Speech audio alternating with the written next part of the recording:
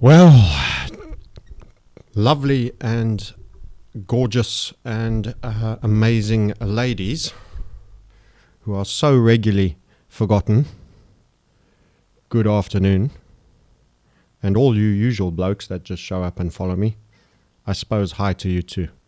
Trying to make amends for my traditional greeting, which is more a salutation rather than gender identification. But nonetheless, hopefully that will put some minds to rest in terms of my appreciation for all who follow the channel. Okay, a clip on Bitcoin USD. Yes, okay. Well, it's an interesting one. And I'm going to cover it a little bit of depth, and there's quite a few lessons in this. And I also want to avoid it sounding almost slightly triumphant in any way, because it's like anything, always imperfectly perfect. Also, this downside move isn't necessarily entirely complete. But it ran our target, and we have what we have currently, a bounce. The call itself, when it was made here on the inverted HVF, that we would have a downside target on the break of that was releasing the $13,000 as a neckline, and that there was a long run potential downside risk all the way to 6,073. That's our purple number that goes with that purple number. Wasn't entirely well received. And I've made some comments, so I won't overload it.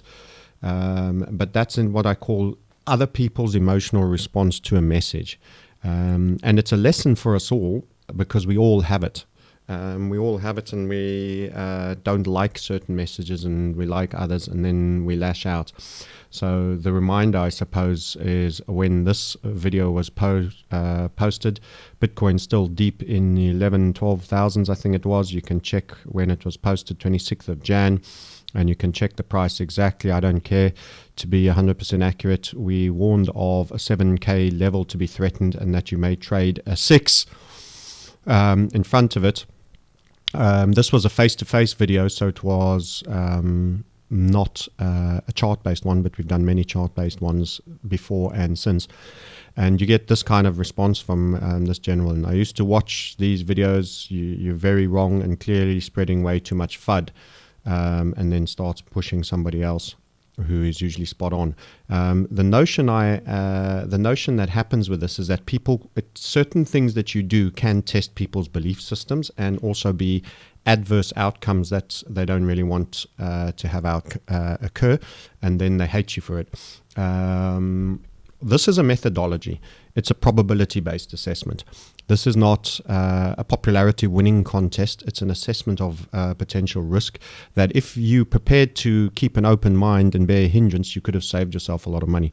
One of my students, and I'll be referring to him, and not only a student, a key man in our support team, Bernard, who I'll refer, has actually been 100% in Tether, something I didn't manage to do. In hindsight, I would have liked to have done, but I had a healthy Tether section and have gained substantial Bitcoin. But my fiat was trimmed with a capitulation of this scale.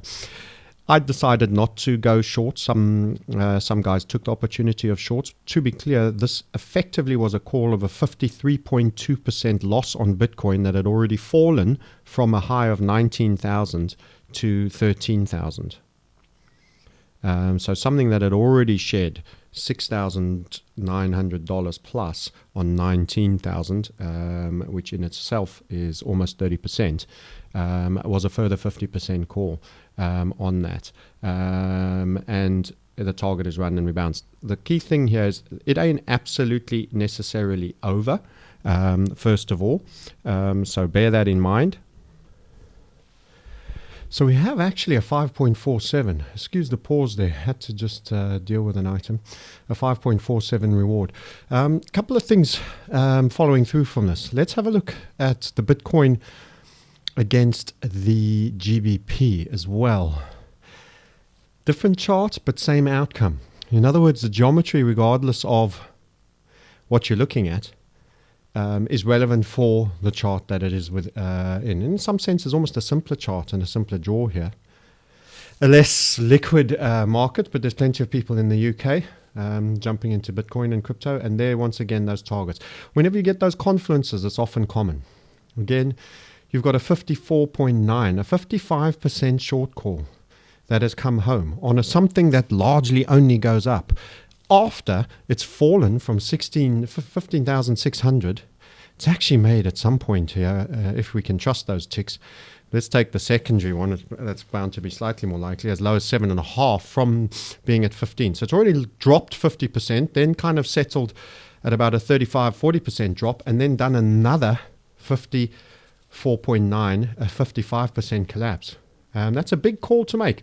And that's the geometry. It's not the person. It's not the individual. There's no ego. There's no guru. It's the natural power of the HVF method that has delivered you your answer here.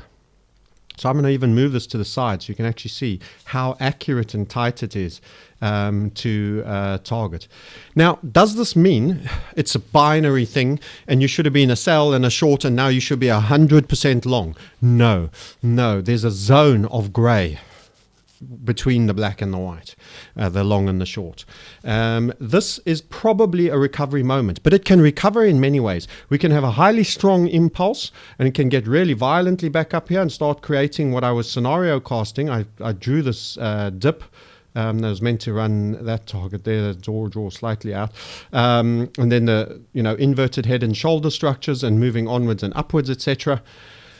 But it could also have a sell-off, a final sell-off, and create a rounded bottom. So if everyone jumps in leverage to make up for all the money they lost on the down leg and they've flipped entirely to full run bull, and you jump in leverage to do that, what you're going to end up happening is you could possibly have a slightly marginally lower low, which is actually bullish in HVF method. You'll learn more about that if you come and do a course. Look at the marketsniper.com for those details. Rounded bottom, you come on up, and then you could take a longer and more considered and slowly build momentum and then have some pumps later. Or you can pump from the low. No way of knowing how you bottom out.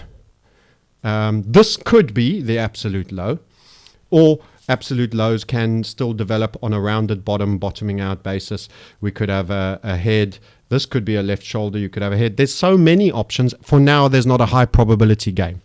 The point being, your shorts should be closed on that level if you're a short. And your higher than usual tether holdings or fiat holdings, for those that don't like tether or aren't on Polynex and Bittrex, you can then be reallocating, but gradually. You don't have to chase this. It's not super impulsive, but it's a clear rejection for now with reasonable volume after some capitulative selling. Capitulative selling. I need to put some of these orange lines over here as well, and you can see the nature of those final throws. Note that was a rising wedge. We'd drawn that on the others, and that was your final capitulation. It was ugly, but that is also a good thing because trends end in a capitulative fashion. That's like every last weekend getting out now. They can't bear it anymore. And the bid has gone away and said, how far are you going to come? Because I'm ready to be a buyer when you're done. So it stepped back and said, knock yourself out. Chase the thin stack as far down as you care. And when you're done and you're exhausted and every weekend is out, I'm going to start picking up the pieces real cheap. So that was the rising wedge. Rose up to our key level of significance. Wait for it. The second level, the second interim of the downside pattern. This has worked as well, if not better, on the pound as it did on the dollar in terms of how it's done. But just take that warning to heart. We don't know how we bottom. There's no way of knowing that. We've given you a level that will be the fight back zone. And the counter-attack zone. We call it stage 5 of the 5 stages of a breakout. Stage 3 is capitulation. You get weak buying overcome. You'll learn all about this. And the wind-up structures in there, that were also in there. You'll learn all about this on a program and how to implement it. But you've got to see value because it's not cheap. And you've got to be prepared to say, I'm ready to learn and submit to process instead of emotion. If you want to be a reactor, you're going to continue to be emotional. If you want to have a process and a level and trade to the level, then you're going to have some advantage. Otherwise, you're going to be the kind of guy that might just hate on people saying things you don't like and just say, this guy's a FUD and a fraud and etc., and not understand the methodology and sell your new great mate and your new hero who says something different to what we're saying and may well be right on many occasions. But the key point is not so much about right or wrong. It's about a methodology that can be understood and accuracy on balance of probabilities. So how often can you be accurate? Let's take the right and wrong out of that. That's all ego. Everybody wants to be right. Nobody wants to be wrong. We will be inaccurate on occasion. We don't trade reversals generally because they fail to work. But we had such a key sell-off, we had to acknowledge. And then when we got the continuation HVFs, it was clear this was a new trend change event. The slap down from 20 to 11 was a trend change event. It was a serious slap in the face that said a beating is coming. And the brawl started and we got the structure. And here you go. And then you get the confluence of targets and you trade it. And then we had the outlier, largest one, and that's just been run. Now we're actually looking fairly impulsive. This could be a V-shaped bottom and you can get impulse. But be careful about chasing all hands in with your leverage. Just to show you how we kind of covered this in this. Here, so let's show someone else. This is Bernard, so praise to him. You'll have webinars by him if you come on board with him. Here's the scenario of the trade given by someone else. This skill that we have is totally transferable. There he's called the low one, the high one, the low two. He's called a scenario cast for the high two in the funnel of that downside. That gave us the target for the low two. He's shown you where he's guesstimating his high 3 and low 3 is. He's calculating a target for the HVF in and around 7, and there is the 6,073 just north on the head and shoulders there. It's a rougher cut draw, so you're not getting the exact values showing here, but you can see the scenario is prepared well in advance. You can be taking defensive action. You could have been a seller up top at these levels as and when it occurred on the rally. As it turned out, these were quite small. They weren't huge, and you got two chances. Let's have a look at that chart again in live, how it happened. There you go. This is where Bernard was giving you that scenario. There it is. We know what we want and what we're looking for before we even do it. And other people can learn this and implement it and also help teach you it. And he's one of our guys on the webinars. Big shout out. Well done, Bernard, as well. And you will have a weekly update with him. He was 100% in Tether, which was more aggressive than me. I don't like being entirely out of crypto, but we gained Bitcoin, and he gained a lot of Bitcoin by doing that, and even had some shorts on OMG, etc., and took 4-digit numbers out of the market for that. So big shout out for being that example. And the rest of the community took defensive positions. We discussed portfolio allocations regularly, involving moving a tether position that was around 35% to well over half at this point. So even though you're net long the cryptos, you aren't taking the battering here, and you could have also had selective shorts. This is a key element. What else? I mean, let's just show you, I suppose, what else has gone on in the community. The first HVF, we always take off the neckline. I mean, the first head and shoulders, let me restate that. The first head and shoulders, we take off the neckline of the HVF funnel on the way up. We had this bad ascending HVF that shows too much buying coming through the pattern. Too many people have got the script and are buying chasers. You lack the fizz on the break. You fail to make the target that was through the 20,000. Key level of significance 20,000 leans hard on you. First inverted setup in a new trend, always extreme overperformance. That's what we're illustrating to you here. And the first nestled head and shoulders with a smaller second inverted HVF here that we drew also gives you the first head and shoulders target. There you have it. And this showed you the bear, the first inverted and broke. Bertan called this is the jaws are on our base camp at that point when this first one occurred. Wouldn't you have liked a heads up that Bitcoin was setting up outperformance to the downside that early at 18,000 levels? That still, let's just say that is still on balance of probability. They don't all have to occur. Target made, new wind up target made, 15,000 key level of resistance, bear flagging on it. Then this was the draw that you can see we're watching for this inverted, and here's the neckline of the 13,000, the bigger setup. So running all the way down from 19,900 to 13,000 key level, that's a 6,900. You take that off 13, you're getting your 6,073 targets. In the snapshot, it's actually out of view. You know, I'm just focusing every mind's on the current inverted HVF draw that we're dealing with there. That's going to have targets down through the 9,000 level on its downside. But here is the prediction of 6,073. It's down from your 19,000 to your 13,000, which was 6,900 and some, so almost 7,000, giving you just above 6,000 target on this, right through the bottom section. This is all snapshots taken from our base camp. Here is the recognition where we're just modeling in the simplest case. Do we have a key level of significance at the 13,000? And is this the head and shoulders? This is what ended up playing out, guys. I haven't done the targeting draw, but I'm just saying key level, head and shoulders. All these charts have been snapshots taken, shared on our area. Wouldn't you have liked to have not ridden the capitulation and be part of the rebound now? Do you think you'd be in a psychologically better place if you weren't emotionally reacting? Now, will we always get it right? Are we always accurate? Do we even perfectly trade our own calls? No, no, and no. It's very tough. You've got to accept and forgive yourself. You imperfectly execute on an imperfect probability-based system because it's the human nature. And do you face still some level of emotion? Of course you do, but it's greatly reduced if you have a methodology, if you have a true methodology. And this is what's happening. And now we're getting recovery, and we're early in on it. We know what our next coin is. We have, at the moment, a suspected upside 5x, and it isn't Bitcoin that we are stalking.